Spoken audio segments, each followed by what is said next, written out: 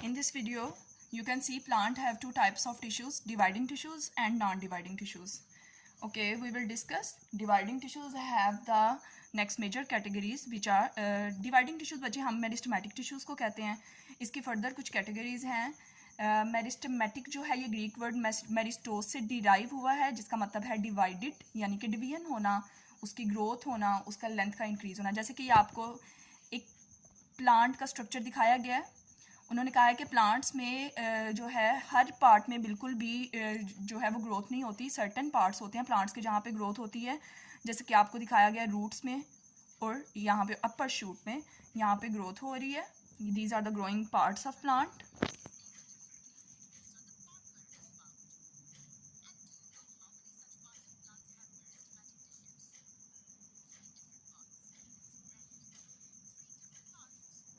Okay, there are three types of meristematic tissues. First one is the apical meristem, second one is the lateral meristem and third one is the intercalary meristem. ये जो भी हमने discuss की थी.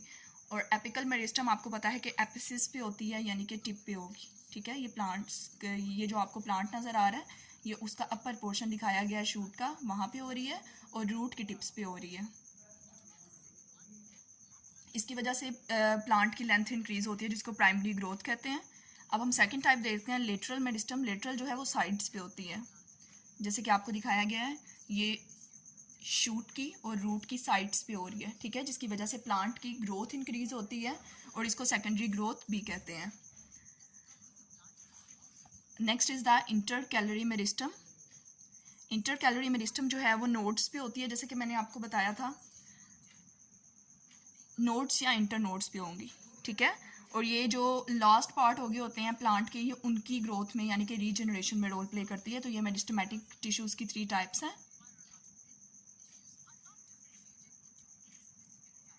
यहाँ पे दिखाया गया है कि सीडलिंग स्टेज से कैसे प्लांट की जर्मिनेशन हो रही है और ये टिश्यूज़ जो हैं वो सेल्स से टिश्यूज़ जनरेट होते हैं. और इसके जो टिश्यूज़ की करैक्टरिस्टिक्स हैं वो मेच्योरिटी पे जाके चेंज हो जाते हैं. पहले वो डिवाइड कर रहे होते हैं and after the maturity they can not divide. After the meristematic tissues, जैसे कि आपको पता है कि हमने परमानेंट टिश्यूज़ पढ़े थे जो कि सिंपल टिश्यूज़ की ही टाइप्स हैं.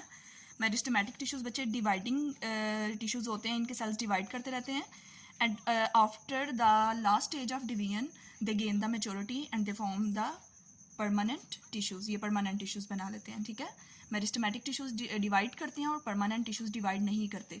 मेरिस्टेमेटिक टिश्यूज़ जो हैं वो डिवीजन की लास्ट स्टेज पे पहुंच के मेच्योर हो जाते हैं और ये फिर परमानेंट टिश्यूज़ बना देते हैं. मेरिस्टेमेटिक टिश्यूज़ ग्रो करते हैं और डिवाइड करते हैं और परमानेंट टिश्यूज़ नॉन डिवाइडिंग है. Okay, got it.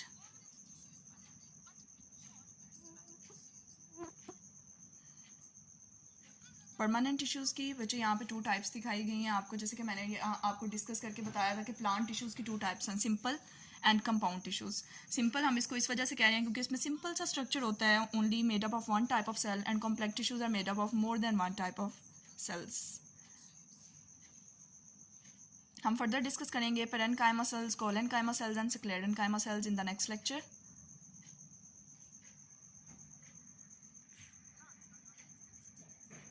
जैसे कि आपको पता हमने एपिडर्मल जो है वो टिश्यूज़ देखे थे. एपिडर्मल जैसे हाँ ह्यूमन की बॉडी में एपिडर्मिस जो है वो स्किन उसकी पूरी बॉडी के इंटरनल ऑर्गन्स को प्रोटेक्ट करती है. इसी तरह प्लांट्स की गिट भी जो है वो एपिडर्मल टिश्यूज़ की लेयर होती है.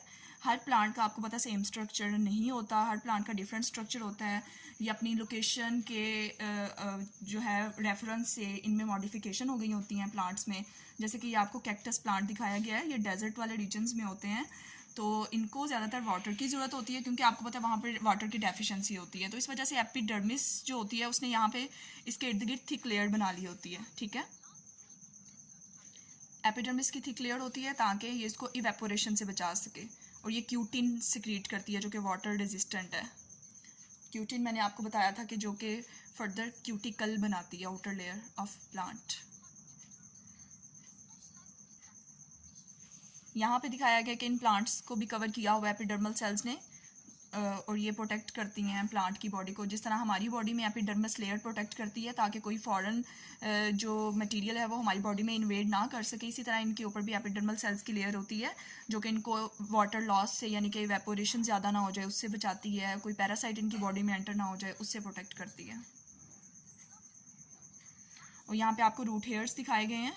ये यहाँ पे इसकी एक करेक्टरिस्टिक है कि ये रूट हेयर्स भी जो है वो जनरेट करती है। रूट हेयर्स का ये फंक्शन है कि ये ज़्यादा से ज़्यादा वाटर को अपने अंदर हम कह सकते हैं कि स्टोर कर लेता है, सरफेस एरिया ज़्यादा प्रोवाइड किया जाता है। ये आपको दिखाए गए हैं सेल्स, मेरिस्टेमेटिक टिश्यूज़ के सेल्स हैं जो कि इनके अंदर कोई इंट्रासेलुलर स्पेस नहीं होती गैशियस एक्सचेंज के लिए इनके अंदर और वाटर वेपर के लिए। अभी आपको एक स्ट्रक्चर दिखाया गया, ये स्टोमेटा है, ये लीव्स में प्रेजेंट होता है लोअर एपिडर्मिस पे। ये सेंट्रल पोर होता है इसमें जिसको स्टोमा कहते हैं, और ये इसके इर्द गिर्द जो इसको प्रोटेक्ट कर रहा है पोर को, इनको गार्ड सेल्स कहते हैं, और ये बीन शेप्ड होते हैं।